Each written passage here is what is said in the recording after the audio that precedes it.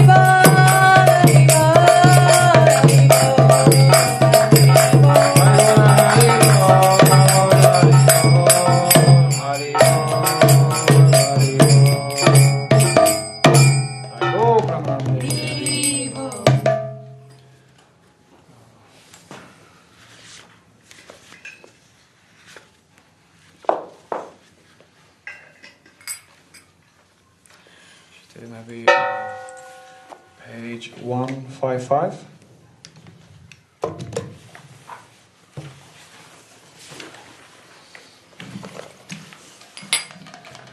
Bhaja mana Sri Nanda Nandana Bhaya Charana Ravindare. Bhaja mana Sri Nanda Nandana Bhaya Bhaja mana Sri Nanda Nandana Bhaya Charana Ravindare.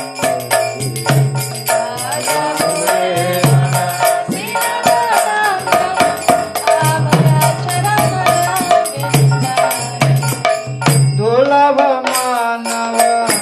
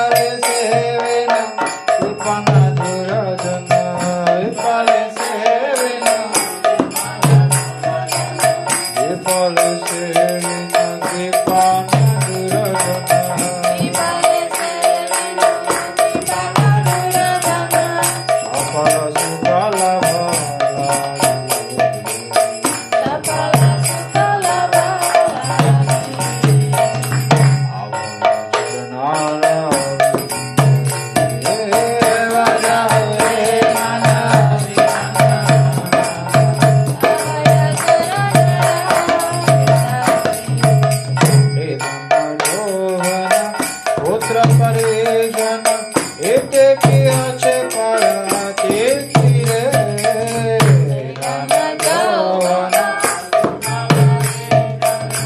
এতে কি আছে পারা ঝলকমাল ঝল ঝল জীবন কলমাল ঝল ঝল কমল ঝল ঝল জীবন কলমাল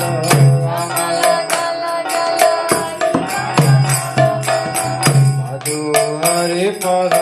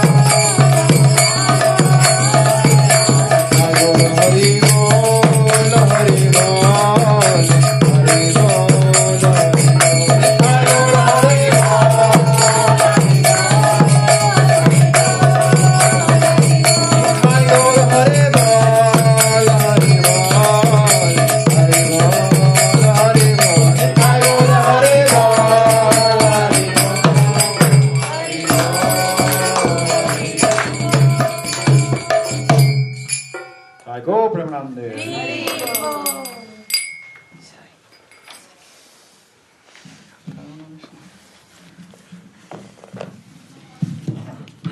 ¿Qué canción quieres cantar?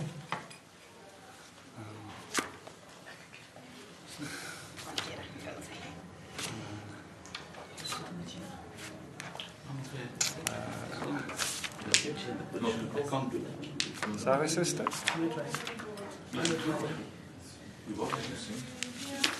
¿Subían algo? ¿Subían? Pero esta no es velar. ¿Todo? Sí. ¿O para eso puedo cantar lo de las 6 Goswamis? Si quieres puedes hacer el de 6 Goswamis. Eso es 140. Es que yo no me acuerdo. ¿140? No. Which page is it? Krishna Kīrtan.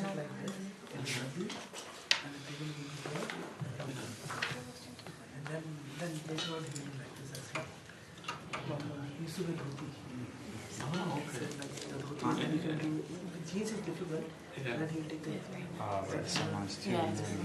No, they like the teas. Okay. Entonces es así. It's Krishna 148. 148.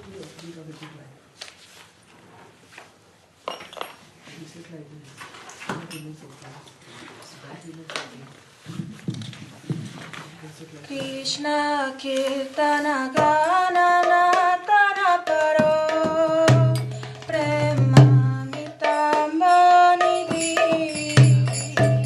Krishna Kirtana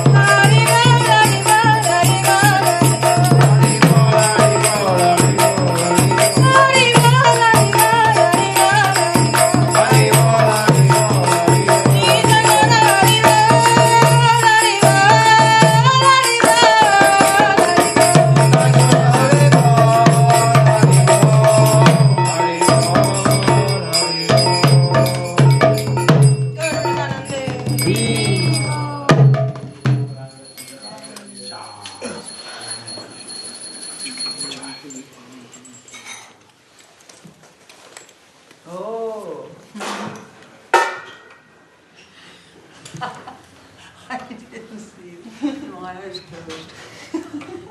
Wow. Krishna. Gosh. Namaste. Oh my God. Sheesh, Prabhu.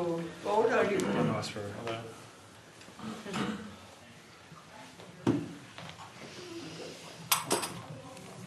Sorry. Oh my goodness.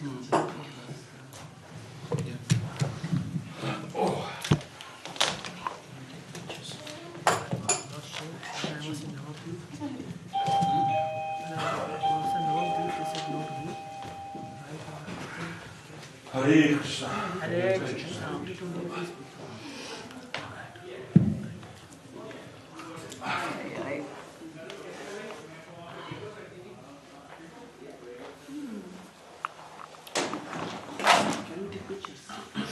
Yeah.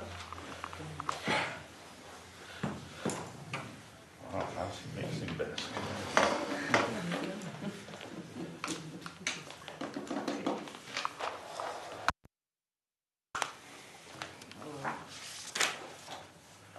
We just sang Sri Sri Sad Goswami Astakam. Yes. Vajahure Mana. Padma. Nitai Pada Kamala. Okay.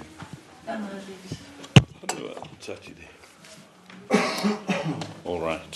So, just let's sing one more song on page 126.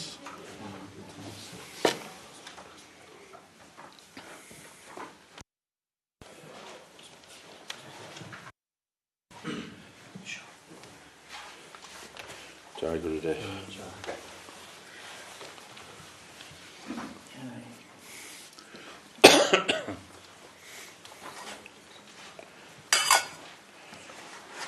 Parama Karuna Pohundui Jana Nitai Gaura Chandra.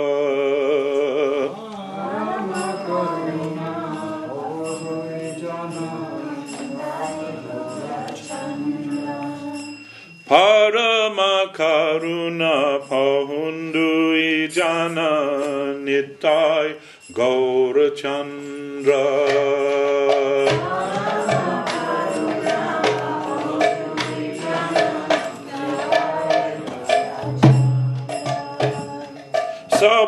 Sabhavatara Saroshiramani Kevala Nanda Kanda.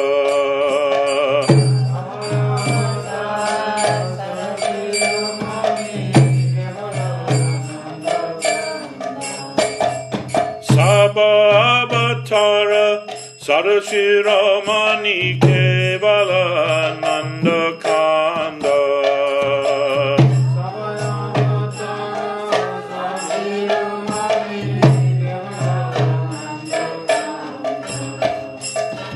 Baja Bai Chaitanya Nitai Sudhita Vishasakori.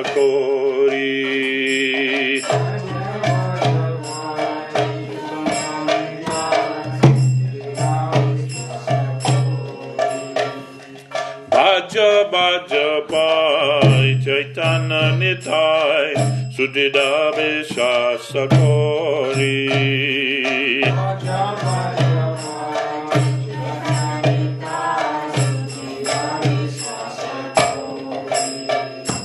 Vishaya Chadiya Serase Majiya Mukhe Bolo Hari Hari. Vishaya Chadiya Serase Majiya Mukhe Bolo Hari Hari. Vishaya Chadiya Serase Majiya Mukhe Bolo Hari Hari.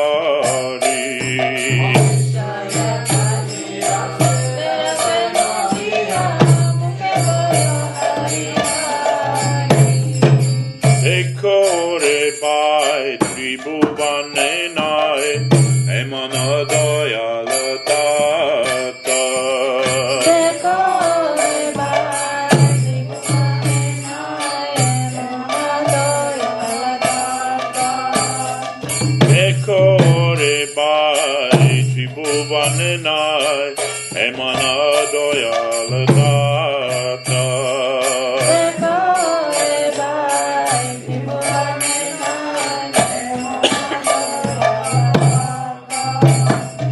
Ashupaki jure Pashane bidore Shunijar gunagata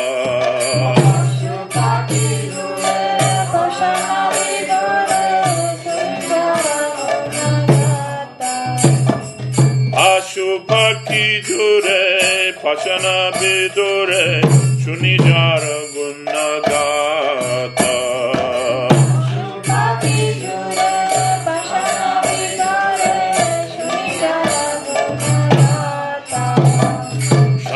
Sare Majia Rohili Nobodia Sepade Nahilo Asha Sare Majia Rohili Nobodia Sepade Nahilo Asha Samsare Majia Rohili Podia Sepade Nahilo Asha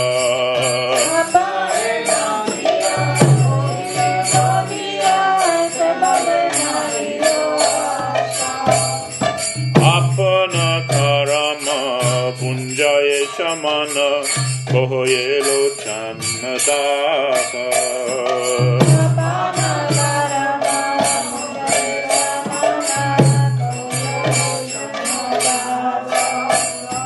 Apana Karama Punjaye Shamana Kohoyelo Chanadaha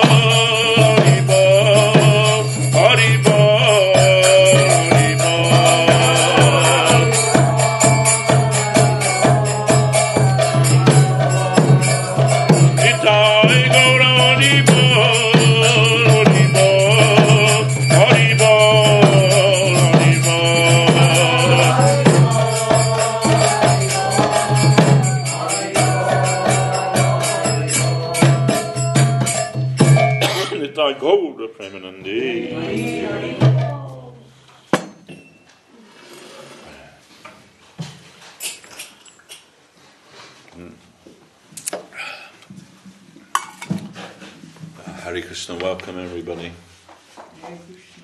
Wow, the altar looks very festive today.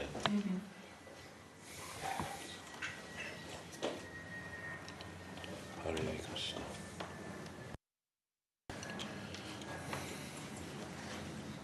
Of course, for those of you who are not really aware yet, on the altar there, that is Lord Chaitanya Mahaprabhu. Catherine is coming from Oklahoma, and she's living now in Ackerham, and she's okay. Oklahoma, where the winds are high. So this is Lord Chaitanya Mahaprabhu. He is the founder of the Hare Krishna movement and he appeared in West Bengal, India, 500 years ago. And the followers of Lord Chaitanya, they consider that he is a combined avatar. It's that word in the proper context, not meaning a representation on a computer. Avatar, the word avatar means descent, what has descended from the divine realm. So he is the combined avatar of Radha and Krishna as one person. And he has come to teach us the process for self-realization in this current age, Kali Yuga age. Kali Yuga means the Iron Age. According to the Vedic version, then the world or mankind goes through 4 cycles, which is called a Chatur Yuga, 4 cycles of mankind. And you can compare them something like the seasons that we have in the earth. So it means winter, spring, summer, autumn, and then again winter, springs, and so on. So we have that in a cyclic way.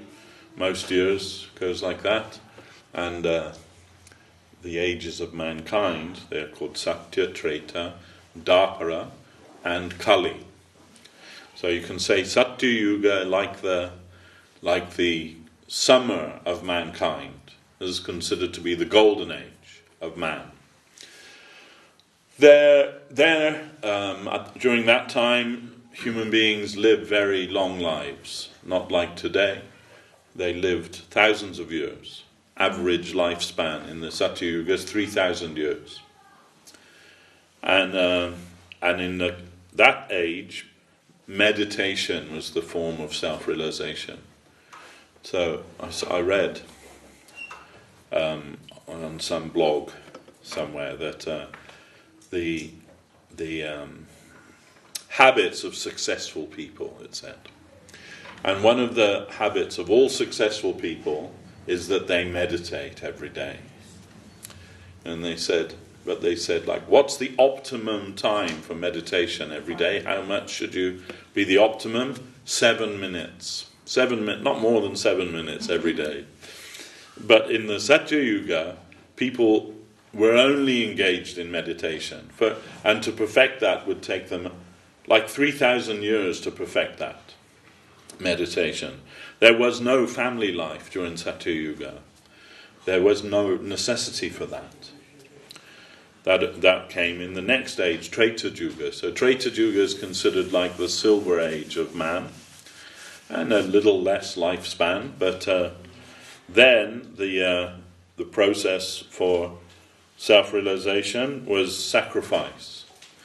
There's all kinds of sacrifices were done, and during that time, including animal sacrifice. There was Gomeda sacrifice. That means cow sacrifice, which may seem contrary to the idea of the sacred cow in India. Ashwamedha sacrifice, the sacrifice of horses. And so many different kinds, Rajasuya sacrifice, so many different kinds of sacrifice. But the difference is that in the Treta Yuga, the Brahmins, the priests, they could conduct a fire sacrifice where an old animal would enter the fire and come out rejuvenated with a new body. So there's no killing of any animal at that time. It was a rejuvenation of the animal that was sacrificed, not the killing of the animal that was sacrificed. And that was in the power of the mantras and it's called Tejas, the power of the Brahmins to be able to do that. And of course, 101 in Treta Yuga, when you're being trained as a Brahmin to do the fire sacrifice, the very first thing you learn is how to light the fire by mantra. You tell the mantra, the fire comes. Not necessarily a lighter or a box of matches or anything like that. So in the present age, you can't even find a Brahmin who can do that. No. Maybe in India you might find one or two that can still light a fire by mantra, and if you meet such a person, you'll think they're a god that they can do something like that. But that was like the very first lesson. Okay, now you light the fire, tell the mantra, the fire will come. But in Kali Yuga they can't even do that. What to speak of, offering animals into the fire with an old body and coming out of the fire with a rejuvenated new body. Impossible. It would just be killing. It would just be killing. So it's forbidden in this age. Animal sacrifice is forbidden in Kali Yuga. There is some allowance given for people who are addicted to meat eating. Actually, you see that especially in Calcutta. You see, Calcutta is the city of Kali, and there's a big temple of Kali in the place is called Kalighat, if any of you know that. There's a big temple, and our Guru Maharaj's godbrother, Bhakti Yoga Madhav Maharaj, his temple was very near to Kalighat. And sometimes Guru Maharaj would send me there with a letter or something from Madhav Maharaj or Puri Maharaj, because old Puri Maharaj, he used to live there also when he was in Calcutta. So this was, years before emails and things. That was the way you had to communicate. Write a letter, get somebody to take it for you. That was me. That was my service sometimes for Guru Maharaj. But my journey would take me past the Kalighat temple, and I was dressed like this, and the priests there, they would taunt me as I walked past. They'd say, "Prabhu, come, have some prasadam," meaning Kali prasadam. That means like some goat. They have a big wok in front of the deity of Kali, and they just throw goats into it all day and all night. Srila Prabhupada said, "Is this a slaughterhouse in the name of a temple?" Anyhow, that still continues there in Calcutta. But there is some injunction in the scripture which gives allowance for that, and that uses this word mangsa. You've heard this word mangsa? Yeah. Mangsa means me, he, or me, you. It means like that, right? So that means that there's a mantra that before sacrificing the goat or the chicken or whatever it is they're going to sacrifice, they have to tell this mantra into the ear of the animal that now I'm killing you, in your next life you can kill me. That's what the mantra means in essence. So what kind of fool would do that? Just for a taste of some goat curry, they're saying, in your next life you can do that to me. That's like, you thought it was cheap at Kentucky Fried Chicken, but this is so expensive that it means your own life will be taken in your next life. Plus, the injunction says it can only be done on Amavasya, on the dark moon night. Not every single day. On the dark moon night, which occurs once in the month, or twice in the month. No, once in the month, isn't it? One is Amavasya, the next is Purnima. Means the dark moon, when there's no moon isn't showing. It is kind of shameful. It's a shameful thing that people do.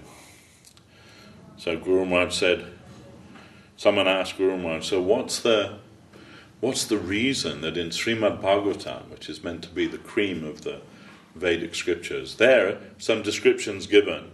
These kind of animals can be eaten by human beings. The hoof goes this way, and there's some description of that kind of animal, and these kind of animals cannot be eaten by human beings, largely meaning the cow. But then someone asked Guru Maharaj, why is this in Śrīmān Bhagavatam? And Guru Maharaj's reply was, so what you want to say is that Śrīmān Bhagavatam is advocating meat eating?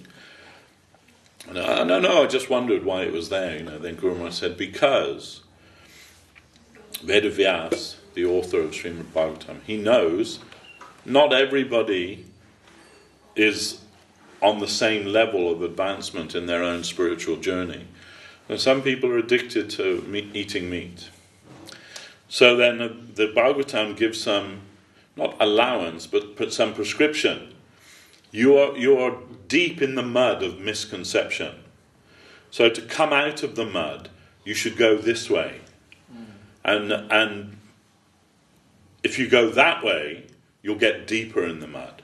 So it's given some, lesser thing, some lesser. If you can't do this, do that. If you can't do that, then do this. So it acknowledges that some of us will have to wade through the mud for some time before we come out of that. So, it's like saying that somebody's dirty, filthy, but they're heading to the shower, right? So then there's no necessity to say that, because they're going somewhere to become clean. And it says actually Guru Maharaj quotes it in Prapana Jivanamritam, that there's a difference between something which has become dirty by association and something that actually emanates dirt. You understand? They're two different things. So human beings can be covered by some dirt, but that can also be washed away. Anyway, so that was Treta Yuga, those kind of sacrifices there, grand sacrifices. And then in Dvapara Yuga, the last age before this one, the process of self-realization was gorgeous temple worship. So many temples, you've seen so many temples in India, so like some of them are extraordinary.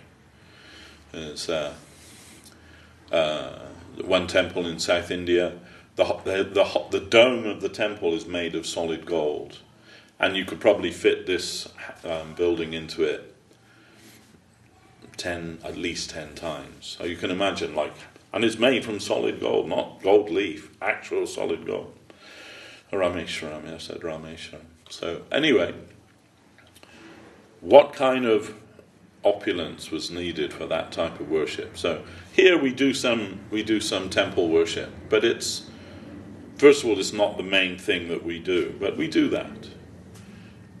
But it's kind of a shadow of the standard of worship in Dvapara Yuga. There, when you offer the ārati, if you want to offer a flower to the deity, you must use a solid gold plate to place the flower on. In fact, all of the objects will be made of solid gold, 24 karat solid gold, or more if that exists. I don't think it does, but unalloyed gold, 24 karat gold, right? So then you offer the flower during the ārati. Then what? You wash the plate for the next. No. That plate is then disposed of. Then the next ārati, a new solid gold plate will be used, not like a virgin plate, never been used before. Then in a week, your temples will be bankrupt, won't it, if you did that here? Less than a week, you'd be bankrupted. So that's also not possible in this age, because we can't find that amount of gold. And if you did find that amount of gold in your temple, you'd have some thugs banging on the door to give you the gold. Anyway, so Kali Yuga, our present age, it's called the Iron Age. It's considered, in the scheme of things, the cyclical scheme, universal scheme of man, to be the worst age. It's sometimes called the age of quarrel and hypocrisy. And that sums it up, basically. That quarrel. Right now, we're on the verge of the Third World War, aren't we? I mean, seriously, we are. It could happen any day. We'd be, the military advisors to the UK are saying within 5 years we'll be at war with China, with North Korea, with Russia, and Iran. They'll be like the new axis of evil. We'll be at war if we're not already. And even if we aren't, there's not one day that any of us have been alive that there hasn't been some war going on somewhere on the planet. Is this a symptom of the age? And what are people fighting over generally? Borders, isn't it? This is the border. You can't cross this border. This is ours. You can't come here. And not only that, we want to cross your border and take your land from you as well. So this is what the wars are all about, but which is mad, really, because you can't. We are products of the earth. We can't own the earth. This is just a mad scenario, and not only is it mad, the people running the world are mad, aren't they? They're all mad. They're all thinking this is a good idea. Israel thinking, oh, this is a good idea. We should be at war with this one or that one, or how are these mad people in charge of the world? So this is the symptom of Kali Yuga. Quarrel, and also hypocrisy. Hypocrisy means you say one thing and do the opposite of that, like behind closed doors. We find that all the time, don't we? Like currently, like all the old age pensioners take their winter fuel allowance from them, and at the same time, I'll just take like £10,000 worth of free clothes and designer glasses and everything. Like that's okay, isn't it? When Boris Johnson was in power,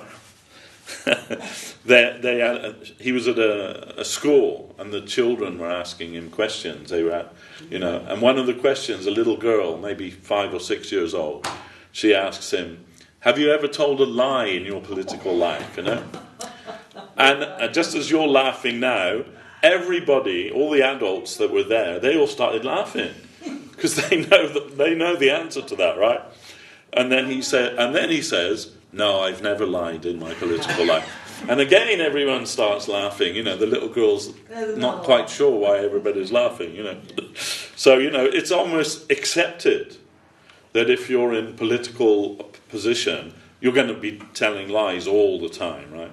Telling lies. So, and this is according to Karabhajan Rishi. He's the last proper Vedic Rishi. He says that the reason there's like epidemics in the world is not to do with people eating bats in China or something like that. It's more to do with the leaders of society lying to the people that they're meant to be, protecting and so on. Because that, when you're in power, of course in older days it was kings, right? But they're the equivalent of today's kings, really, more than kings. We have a king, but he doesn't have any political power, really. But, the prime minister and all of these people, they're the people in power. And when they lie to the people that they're meant to be serving, it creates an imbalance in the ether. And that imbalance comes back as epidemics. That is actually, it's a karmic result of the person who's meant to be leading us, lying to us, and these things come back as epidemics, and we find ourselves, in lockdown and hearing about people dying, and Anyway, I don't need to tell you all about that. You've all been through it. Quarrel and hypocrisy, and also everybody's short-lived in this age. If you reach 100, you get a telegram from the king. Congratulations, you made it. Or it was the Queen previously. There was one old lady, she was like 106 or something like that. And they were interviewing her on the news, and they said, "So did you get a telegram from the Queen?" She said, "Yes, I did, when I was 100 years old. And I've had one every year since, like wishing me a happy birthday. But it's the same one every year, It's exactly the same one. Signed with Her Majesty's rubber stamp." So, they consider that an extraordinary event if you reach 100 years. So what will you do in that 100 years? Like most of that, like half of that, you're asleep, pretty much, isn't it? Or maybe like a third then. A third of that. Or, when you're a teenager, it really shunts it up, doesn't it? I remember when my kids were in their teens, they could sleep till 2 o'clock in the afternoon, no problem at all. and sometimes my oldest daughter, anyway, I'm sure she won't mind me saying this, but when she was at university, she'd miss all her classes because she was at university. No one there to wake her up, right? She's not at home. She's living in the, no one to wake her up anymore. So let's just sleep on. So we had to ring her up and to wake her in the morning so she wouldn't miss her classes. She's in Leeds. We're here in London, and we had to ring her up. Time to get up, go to class. And then later on she admitted, once she got off the phone, I just went back to bed a lot of the time. She still managed to get a degree somehow, a good job and everything. But anyway, so this is the situation that we find ourselves in this age. So, and it says in the Srimad Bhagavatam, Kale Dosha Rajan Nidhi, that this Kali Yuga is an ocean of faults. Everything is upside down in Kali Yuga. How is it not upside down that people who play football get paid like millions of pounds every week, and doctors and nurses are struggling to make ends meet? People who actually do something for the society. This is the upside down. The people who play music, pop stars, how much money they got? Like, what was it? Taylor Swift just became like a billionaire. Well, she's not even 30, or I don't know, but how is that? It used to be that minstrels, they play for their supper, right, at some pub or something, and the landlord would give them a free meal, and they play. Now it's like crazy, right? It's all ran the wrong way. People who are not really contributing anything of any worth to society getting paid millions, and those who are trying to do something for the welfare of people getting ignored, having to go on strike to pay their rent and feed their kids. So this is Kali Yuga, the ocean of faults. But it also says that the one good feature of Kali Yuga is that simply by chanting the Kīrtan of Lord Krishna, you can attain the highest spiritual wealth very easily. Now, this is a good thing. So Guru Maharaj would say, there's a Bengali saying that he would quote, "The rainy day is not the bad day, but the day when we can't hear something about Krishna, that's the bad day." So not to just judge everything on the external environment. So, it also says in Bhagavatam that after Chaitanya Mahaprabhu appears, a golden age will appear within the Kali Yuga. So someone asked Guru Maharaj, what does that mean? What will be the symptoms of that, And Guru Maharaj said, what do you think? That Satya Yuga was the best time? Yes. And do you think that in Satya Yuga everybody was Krishna conscious? Yes, that's what I thought. No. They were spending their time for self-realization, but they're not meditating on Krishna, they're meditating on impersonal Brahman. That was their self-realization. So, what does it mean that in the golden age will appear in Kali Yuga? It doesn't mean that everyone will be, dancing down the streets with flowers showering from the heavens, and flying around on flowered airplanes or something. It's not that. I remember when I was a teenage boy, and I was going to the ISKCON temple, and one sannyasi was giving a talk, and one person in the audience asked him, if the golden age comes in the Kali Yuga, what's going to happen to all the pubs? that was his serious question, and that sannyasi said, they'll become nectar bars. So I don't think it quite means that. So Guru Maharaj, his reply was that the golden age means that what Mahaprabhu has come to give, that has never been given in the world before. So, Krishnadas Kaviraj Goswami, in the beginning of Chaitanya Charitamrita, he writes, Anarpita chirim charat, karune avatana kalo samarpayita manudojvala rasam sabhakti shriyam. Anarpita chirim charat, that means he's praising Lord Chaitanya, and he says, you are the most munificent of all avatars of the Lord, because you've come to give what's never been given in the world before. Krishna Prema. You've come to distribute that. So when Krishna was present 5,000 years ago, in previous age, Dwapara Yuga, he showed his Madhura Lila, his pastimes in Vrindavan. But it was within a closed group. It wasn't for everybody. It was within a particular closed group. In fact, it's not even mentioned in the Mahabharata. Mahabharata is considered to be the scripture for the general people in Kali Yuga. It's not mentioned there. It's not there. Maybe one mention of that in the Vastraharanam of Draupadi. So you know the story, right? The Pandavas versus the Kauravas, and the Pandavas, they were the favorite of Krishna, the righteous, 5 righteous brothers, and Yudhisthira was their eldest brother, and he was challenged to a game of dice by Sakuni. Sakuni was his relative, uncle actually, but favourite of Duryodhana. And he was a cheat. He knew how to cheat very well in dice. And Yudhisthira, being a Kshatriya and also with some partiality towards that, he accepted the challenge, everything. He gambled away everything, basically, including his wife. He gambled his wife away. And just to humiliate him, Duryodhana called for her to come, be brought into the assembly of the kings and all the warriors that were there.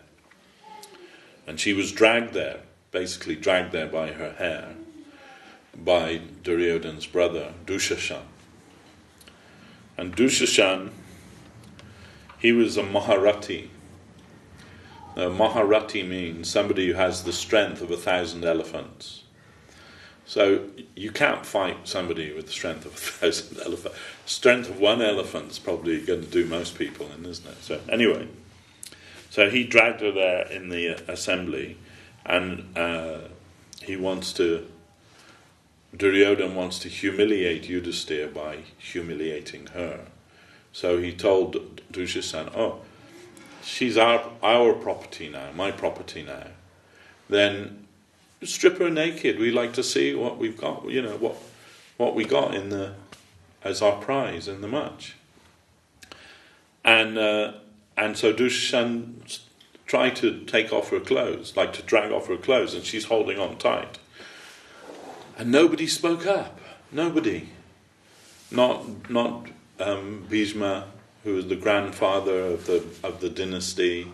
Not Dhritarashtra, the king. No one. Everyone just allowed this to happen. And she looked to her husbands. They're not going to help her. And they're just sitting shamefaced because they've lost everything in this gambling match. And she looked to Bhishma. He's also not going to give any help at that time. She can see, no one's going to help me. So she thought, only Krishna can help me. But Krishna wasn't even there at that time. He was elsewhere. But she began calling to Krishna, "Hey Krishna." She's calling and raised her arm with one hand, holding on to her dress with the other hand. And then she realized, this guy is like super strong. I'm not going to be able to stop him if he wants to. Then threw both arms in the air and she called, "Hey Madhava, hey Gopi Jana Vallabha." Gopi Jana Vallabha, that's the reference to Krishna's Vrindavan Leela. Gopi Jana Vallabha, the lover of the gopis. And Guru Maharaj said, when Krishna heard that, because Krishna hears the prayers of his devotees, when Krishna heard that, he could not resist. He had to be there, had to give her the support that she needed. And he invoked that all of her piety, everything good that she'd done in her life and past lives, would be converted into cloth to keep her covered. So they're like pulling off the sari, and it's just unlimited sari. They can't, just this huge mound of cloth on the floor, and her liberty still intact. So Guru Maharaj says, like, this is the highest part of Mahabharata, even higher than Bhagavad Gita, which is also couched in the Bhishma Parva of the Mahabharata. Higher than the Gita, Draupadi's Vastraharana, her surrender to Krishna. The highest part there, if you can read that in that way. So, then, but this is the only mention of Krishna's Vrindavan Leela that you'll find in the Mahabharata. But when Mahaprabhu came, he wants to distribute that to everybody. He wants to taste that, what it means to be a devotee of Krishna. So Krishna comes, as his own devotee. As the power of bhakti is so powerful that it can convert Krishna into a devotee. So, as he was growing up as a young boy, as Nimai Pandit, all of the Vaishnavas, at that time he's not showing himself as a Vaishnava. He's showing himself as the student of Nyaya and all of these things, and grammar, and the brilliant Nimai Pandit.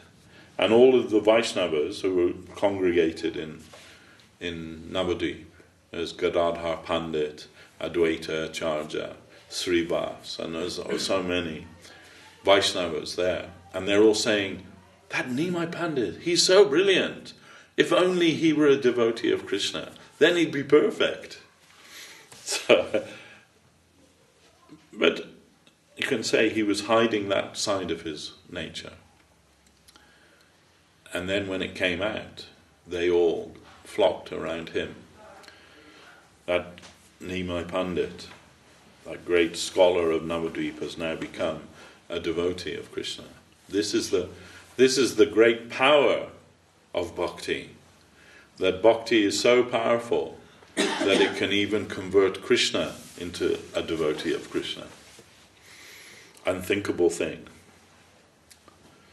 So then Mahaprabhu Chaitanya Dev, he came in this Iron Age to give us the process of Bhakti Yoga, to give us Krishna consciousness, to give us the method of self-realization in this Kali Yuga. And that is simply Harinam. Harinama, Harinama, Harinama eva kevalam. Kalo nyastyeva, nastyeva, nastyeva. Gatiranyata. Then in this Kali age, there is no other way except to chant the holy name, chant the holy name, chant the holy name.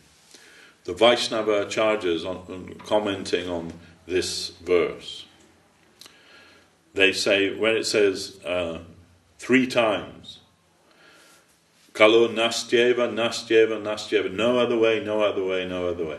That means not by karma, not by gyan, and not by yoga, but by bhakti, devotion to the Lord.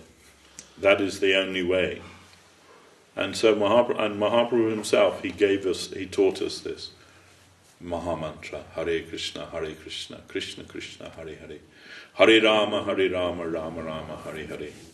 Some objection came that this is a Vedic mantra, and found in the Veda. That means only Brahmins are allowed to chant this mantra. But in the Veda, when it appears in the Veda in various places, it's the other way round. Hare Rama, Rama Rama, Hare Hare, Hare Krishna, Krishna Krishna, Hare Hare. So Mahaprabhu said, no, this is a different mantra. Turned them around. This is a different mantra, Hare Krishna. And that's for everybody. Everyone can chant that mantra, the Hare Krishna Maha Mantra. It is considered to be the Maha Mantra, the highest mantra, the greatest mantra. If you don't know any other Vedic mantra, if you know this mantra, this encompasses all mantras. The Hare Krishna Maha Mantra, of all mantras, the best. And so that Mahaprabhu distributed this by beginning his Kīrtan. First in the house of Srivas Pandit, and then after when Nityananda Prabhu came to Navadvip, then Mahaprabhu began in earnest and taking that chanting onto the streets, so that everyone could hear and everyone could partake in that. Now this is the Sankirtan movement that Chaitanya Mahaprabhu began. But he also gave us 8 verses from his own, you can say pen, or from his own mouth. This is called the Shikastakam. 8 verses of instruction. And beginning with Chaito Darpana Marjanam. What are the effects of the chanting of the Hare Krishna Mahamantra? And then the 3rd verse, which is the most important verse for those aspiring to be a devotee of Krishna. Trinadapi sunichena taroriva suhishnuna amanina manadena kirtaniya shadahari. That means you must be, if you want to practice Krishna consciousness, you must be humble. You must be tolerant. You must give honor and respect to all and not expect any honor or respect for yourself. Who can practice this in their life? They are qualified to chant the names of Krishna 24 hours a day. While awake, while sleeping, while anything, that Mahamantra continuing in them. And Bhaktivinoda Thakur given some deeper explanation. Humble. What kind of humility? Humble like the grass. He says this is our position, that the grass is pretty much, you can say, the most humble thing you can conceive of. Sometimes it's the grass, or sometimes the straw in the street, which is the same thing really. A dried piece of grass is a straw, right? So he says, when you tread on the grass, it doesn't push back. It doesn't reject that. It just submissively goes as you tread on it. It goes down. It doesn't push back. Said so, but our situation is worse than the grass, because when Krishna comes to grace us, we push back. No, I don't want this. I have my own idea. Get away. So this is, Bhaktivinoda says, so we have to learn to be as humble as the grass. And that humility has to be real humility. Anyone can fake humility. Oh yes sir, no sir, 3 bags full sir. Yeah, maybe if you read Charles Dickens, David Copperfield, there's a character in there, he's called Uriah Heep. And he's very humble. Very humble. Yes, sir, Master David. Yes, Master Copperfield. Very humble, but all the time he's plotting something, you know. He's plotting how he can get some advantage over those who he considers his betters, if you like. So the fake humility. Anyone can do that. But along with that humility should be real. That humility should be genuine. But along with that must be tolerance. And what kind of tolerance? Again, Bhaktivinoda Thakur says, tolerant like the tree. The tree is like the emblem of tolerance. You can carve your name on it, it doesn't object. You can chop its branches off, it doesn't object. You can even cut it down. And while the tree's being cut down, it still gives you its shade, still gives you its fruits. It doesn't, withhold anything, even when it's being cut down. So this kind of tolerance. And tolerance is not easy. You can't fake tolerance. Either you're tolerant or you're intolerant. And I always use this example. If you drive a car, then you can understand if you're tolerant or not.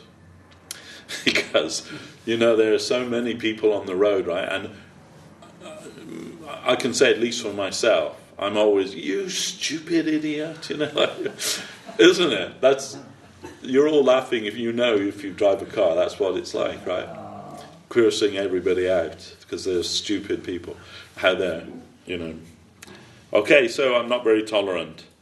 But, or if somebody stands on your foot accidentally, you're ready for a fight, aren't you? Come on, what?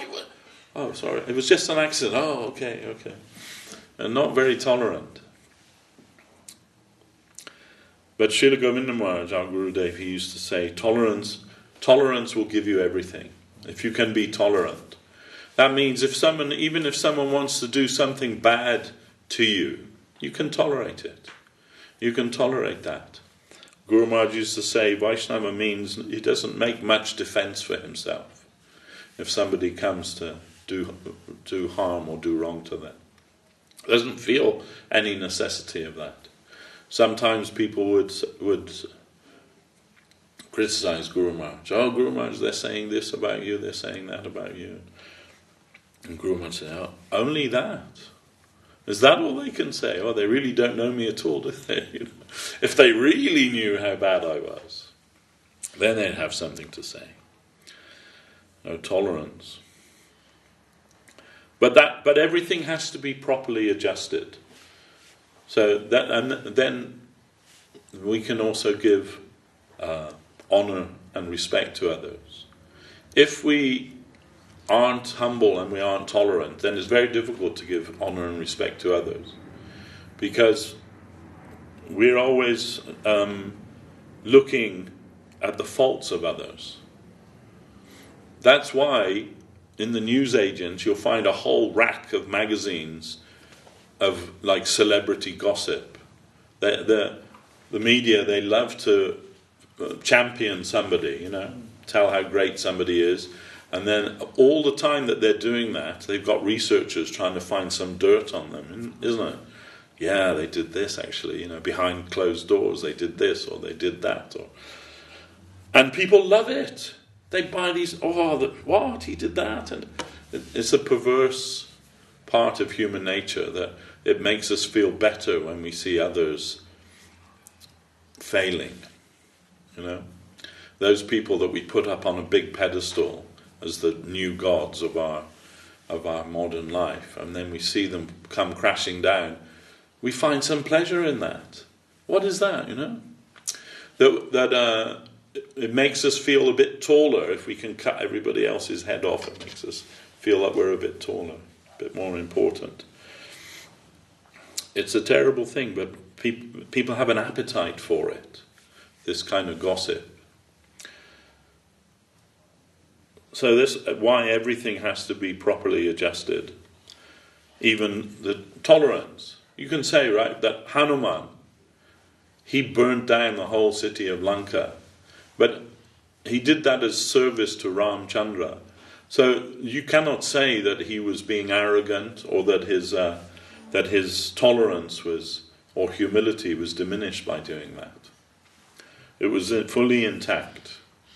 One time in India, in the Mayapur ISKCON Chandradoya Mandir, some Muslim people who wanted to cause some trouble, they came outside the temple there and they slit the throat of a cow right outside the temple in Mayapur, the Chandradoya Mandir.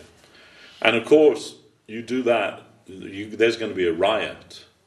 The Hindu people will come and there'll be a riot. I was going on the bus to Krishnanagar once, and you see sometimes the cows are just walking in the street, and the man he's driving the bus, and he hit a cow. Not on purpose or anything, but he hit the cow, and the cow fell down, and the people on the bus were going to kill the bus driver. He had to run away to escape for his life. They was so enraged by that. Bengali people love a riot. Unfortunately, it's the fact. But and I've seen that many times. Once when I was in Calcutta, the main street in Calcutta is called Esplanade. I'm just walking down the street there, and it's really packed all the time, but particularly in the daytime. And suddenly I hear this shout, "Chor! Chor! Chor!" That means thief. thief, thief, thief. And then running down the road, this young boy, he couldn't have been more than about 15 or 16 years old, his eyes were wide with terror, and he's running down the road, and just comes past me, and then just like a few seconds later, a whole mob of people running after him. Chor, chor, chor. They want to catch him. I don't know if they caught him or not, but I didn't fancy his chances very much. But you only need to like call it up, and immediately there's a riot ready to go. Everybody's up for it, running after this poor lad. So I don't know what he did, but obviously stole something off somebody. So and I find I've travelled a lot in India, and I find the Bengali people especially, they love a riot. Then and my apologies if anyone here is a Bengal.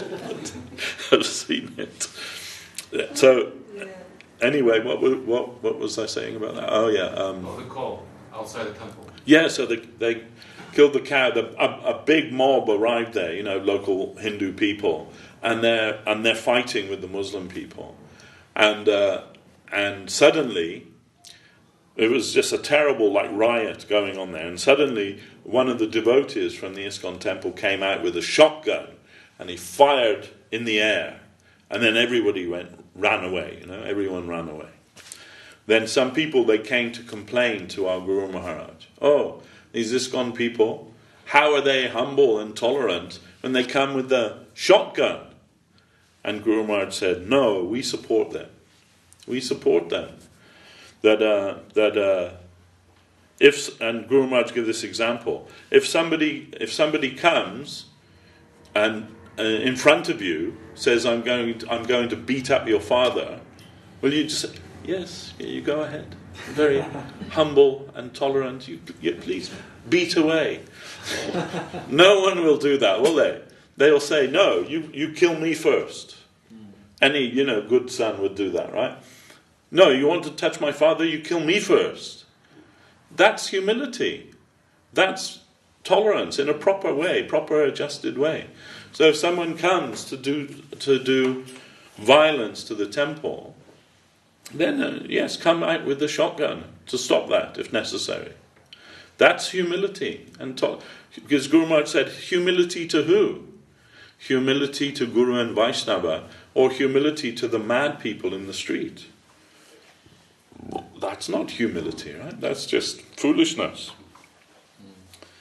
When I was early in ISKCON, there was a boy there, and the children of the ISKCON, they used to tease him, and they would say to him, "Oh, these are the shoes of Krishna's devotees. Then you should make your obeisances to them." And that devotee would go down. "These are the pots that they use to cook for Krishna. You should make your obeisance."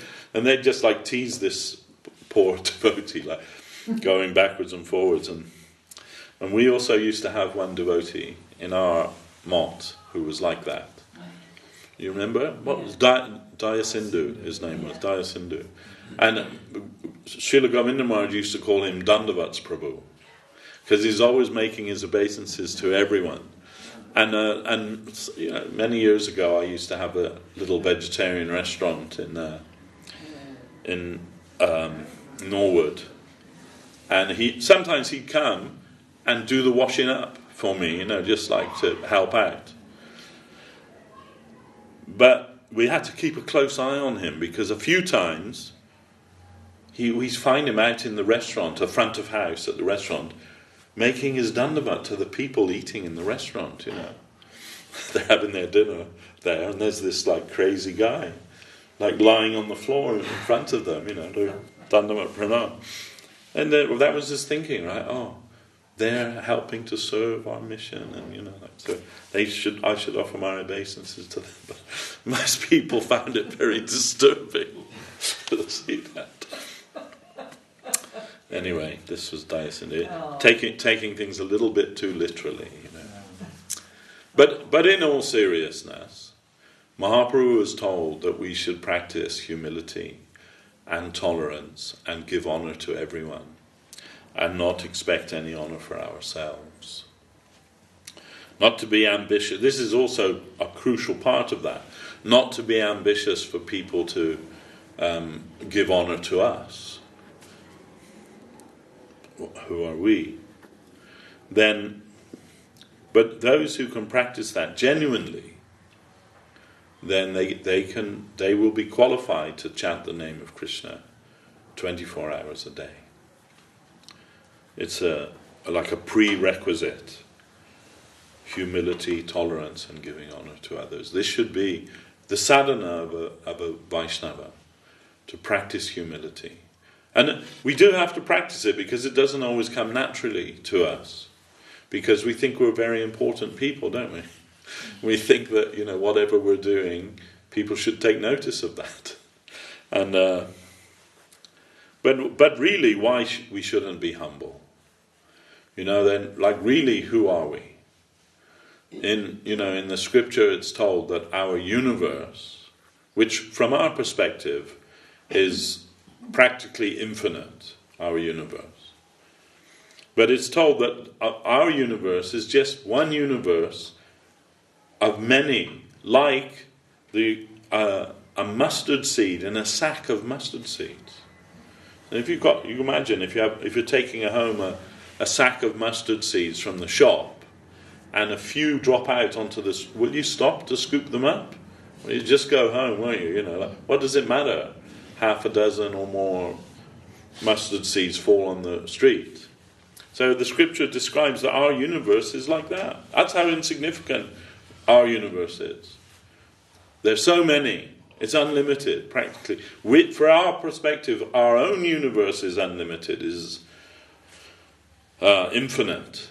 But it's just a tiny universe in a sack of tiny universes, if you like. But amongst that, this practically infinite universe, where we can't, if you sat up all night, you wouldn't be able to count the stars in the sky, right? And they're meant to be, what do they say? I don't know how correct it is, but they say that each star is a sun from another part of that universe, of our universe. So then practically it's infinite. And amongst all of that, our own solar system with the sun there, and so many 9 planets, right, with the third one from the sun. And that's almost infinite to us.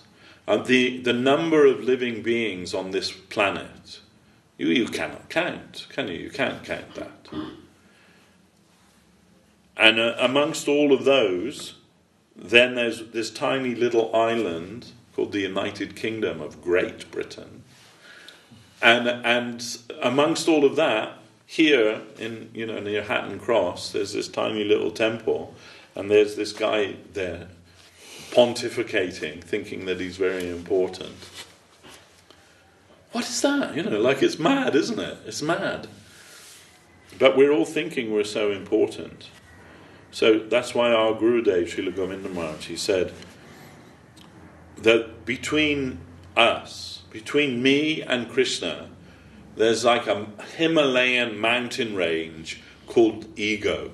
Your ego. Our ego is so overinflated that it's like a Himalayan mountain. And if you were able to, and it's a false ego, it's not even your true ego. Ego means identity. It's a Greek word, it means like who you are, right? So we all have some idea about who we are, what our political beliefs are, what our, we think we're a man or a woman, or we're English, or we're Indian, or we're American, or we're whatever we're thinking that we are. And all of that's false. All of that is just, like things that we picked up on the way that are covering us. Acquired misconception, acquired prejudices. And we're thinking that's us. And not only that, when we look in the mirror, what we see in the mirror, we think that's us. That's who we are. But we're not. It's not. It's a misconceived ego. A false ego, if you like. And that's what prevents us from seeing Krishna. If we are able to correct that ego, means do away with that false ego. Now, in Hegel's words, the German philosopher Hegel, he said, you have to die to live. But who you are now, that has to die so that your real self can live. Your real self. The golden self that's within you, your actual self, your spiritual self.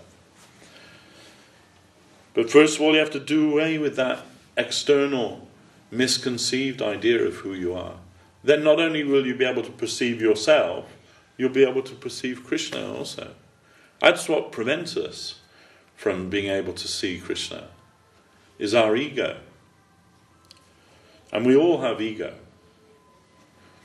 But, Mahaprabhu said, what is my ego? Sri Chaitanya Dev. What's my ego? Naham Vipro. Naham Vipro, Narapatir, Napi, Vaisho, Nashudro, Naham Varni, Nachagriha, Navanastir, Jatirva, Kintu Prajan, Nakila, Paramananda, Purnamritabde, Gopi, Bharta, Padakamalayor, Das, Das, Das Anudas. So he says, I'm not a Brahmin, I'm not a Kshatriya, I'm not a Vaishya or a Shudra. In English that means I'm not a priest, I'm not a king or administrative type of person. I'm not a warrior, I'm not that. I'm not a Vaishya, I'm not a farmer or a trader or a banker, those are all Vaishya. And I'm not a Shudra. Shudra means like labourer. I'm not any of those things. That's Varna. And I'm in ashram. I'm not that either. I'm not a brahmachari, meaning like a celibate student. I'm not a vanaprastha. I'm not a griha. I'm not a householder, a married person who owns a house. I'm not a retired person who's left his house. And I'm not a sannyasi. I'm not a monk. I'm not any of those things. So 4 varnas, 4 ashrams, rejected. I'm not any of those things. Then what am I? I'm simply Das, Das, Das Anudas, the servant of the servant, of the servant's servant, of that ever-expanding ocean of nectar, the lover of the gopis, Lord Sri Krishna. That's my ego, Mahaprabhu says. That should be the ego that we aspire to also. And Das, Das, Das Anudas, it's not just a poetic expression or a hyperbole that a servant of the servant of a servant's servant. That should be our aspiration. The least connection with the highest thing. That's enough for us. We don't within that realm. We don't have to be anyone big or important either, and we won't be either. That Guru Maharaj says not first rank or second rank or even third rank, but maybe 4th rank. That means you can't become Mother Jashoda or Nanda Maharaj or Subal or all of those. They're already taken. That eternal Leela of Krishna is going on. You can't become one of them. That they're already taken. And so are their immediate servants and their servants. But maybe on the 4th rank, they might be able to find some place for you. And that would be incredible. You can say the least connection with that. Not, they used to say, in ISKCON they used to say, this is true, that if you go out and distribute the books every day, that you'll become a gopi in Vrindavan when you die. But if you just stay back in the temple and sweep the floor or offer the ārati on that, you'll be a rock in Vrindavan. So, but that means they don't understand, what a glorious thing it would be to be a rock in Vrindavan. Uddhava. Uddhava is the 1st rank devotee of Lord Krishna in Dwarka. He's Krishna's most beloved friend. He looks like Krishna. He went to Vrindavan. Krishna sent him to Vrindavan to bring some message or something to the residents of Vrindavan. Jai.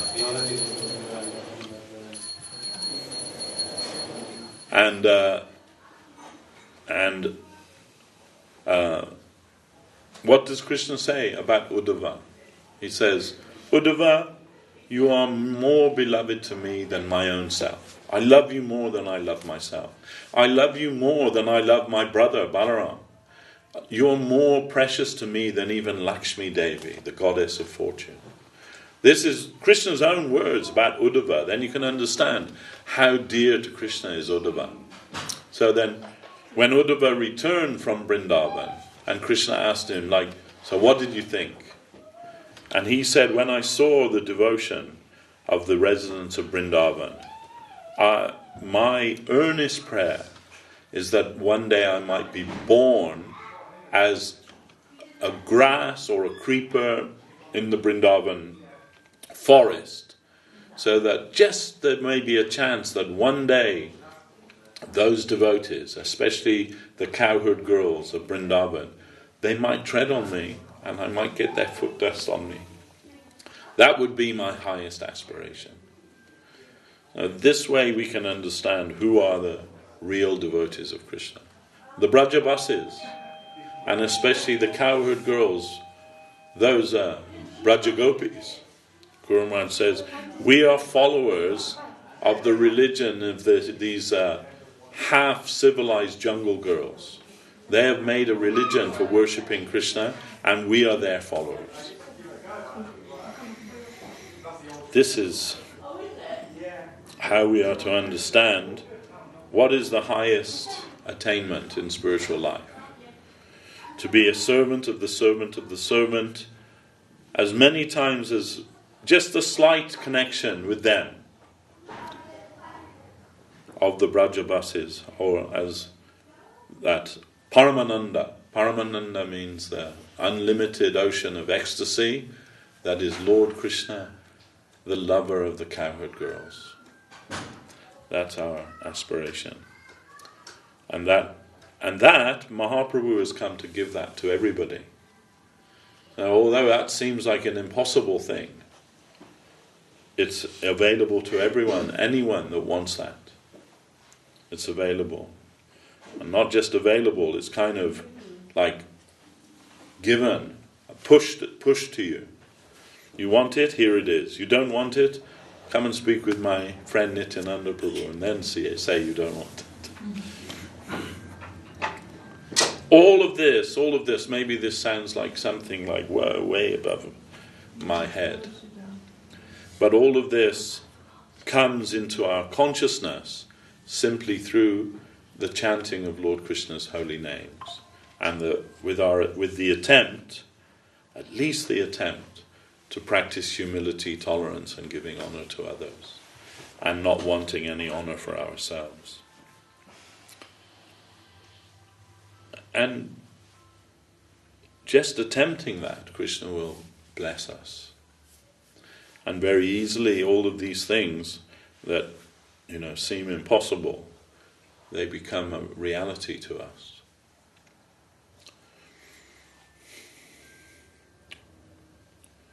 So, this is my cue to stop talking, was when they drew the curtains there. They want to do ārati, but if anyone has a question before then, you can try and answer that quickly. No, everybody knows everything now. All right. Jai Om Vishnupad Srila Bhakti Sundar Govinda Dev Goswami Maharaj Ki Jai. Jai Om Vishnupad Srila Bhakti Rakha Sridhar Dev Goswami Maharaj Ki Jai. Jai Nitya Leela Pravishtam Vishnupad Bhagavan Srila Bhakti Siddhanta Saraswati Thakur Ki Jai. Rupanuga Guru Bhargya Ki Jai.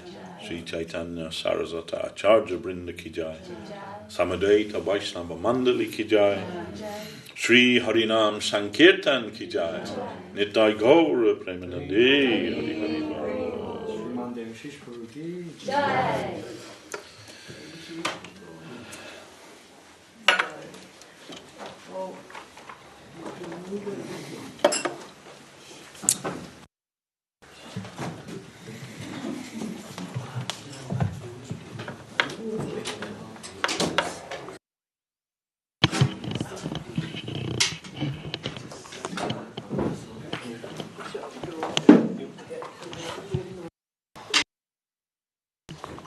facing this way.